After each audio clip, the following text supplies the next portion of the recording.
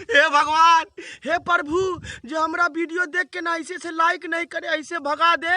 उस साइकिल पर भी रहे ना तो 5000 का चालान काटना। भगवान लड्डू चढ़ाएंगे भगवान।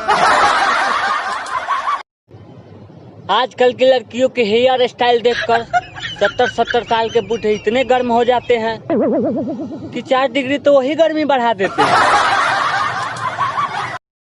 हमारे बताल बाकी छोला बेचेला दीदी के भाग बड़ी जानी बारे भौजी जीजाजी रहे निचाल बड़े चौजी सखी के मर्दा उड़ावे लगा दे बाहर में टेलर घिचेला। एगो हमर बताल बाकी लोग कहते हैं कि प्यार में सब कुछ जायज है।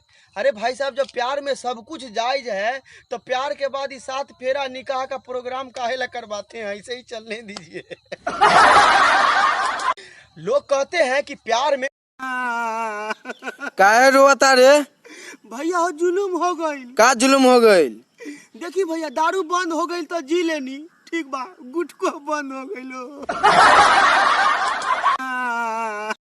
भैया लोग, आपका अगर बियाह हो ना तो सुहाग रात वाला कमरा में पहला दिन नागिन धुन जरूर बजा देना।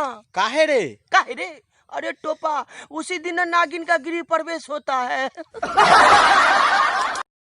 हम पढ़ेगा लिखेगा और वैज्ञानिक बनेगा। कौन चीज का वैज्ञानिक?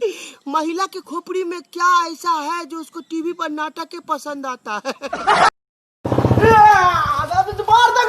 काहे मारोगे? छोड़ दो। ये सरकारी संडास के मुंशिया, हम हगने गए तो हमरा से आधार कार्ड मांगा है। रे दादा बड़ी हमार पेट गड़ता। का खोइले बड़ी री? कुछ नहीं। तब हमें एगो दवाई बताओ तनी। कौन दवाई? हजमोला खो। अरे नहीं रे दादा, हम नहीं खाए, भड भड हवा खुलेला। ते हमार पैसा ना देबे नु तो हम खूबे हड़ा हड़ा गरियाए। ना देम का करबे? ते ना देबे ना। तोरा माई के का कलिए? कुछ ना, तेरा माई के प्रणाम प्रणाम करी, प्रणाम प्रणाम प्रणाम। राय क्या क्या पढ़ते हो? बोलते हैं क्या क्या पढ़ते हो? अच्छा, क्या क्या पढ़ते हो? हाँ। देखिए सर जी, इंग्लिश पढ़ते हैं सर जी, हिंदी पढ़ते हैं सर जी, उर्दू भी पढ़ते हैं सर जी, संस्कृत भी पढ़ते हैं सर जी, बहुत कुछ पढ़ते हैं। मैथ नहीं पढ़ते हो? अरे टोपा, मैथ पढ़ते नहीं, मैथ बनाते हैं। नेताजी जी, आप दुश्मनों से बचने के लिए क्या करते हैं? देखिए, हम दुश्मनों से बचने के लिए मच्छरदानी लगा के सोते हैं। हमरे दहेज में बड़का गो के पलंग मिला है, मगर उसमें सुतने में हमरे बड़ा डर लगता है। काहे रे?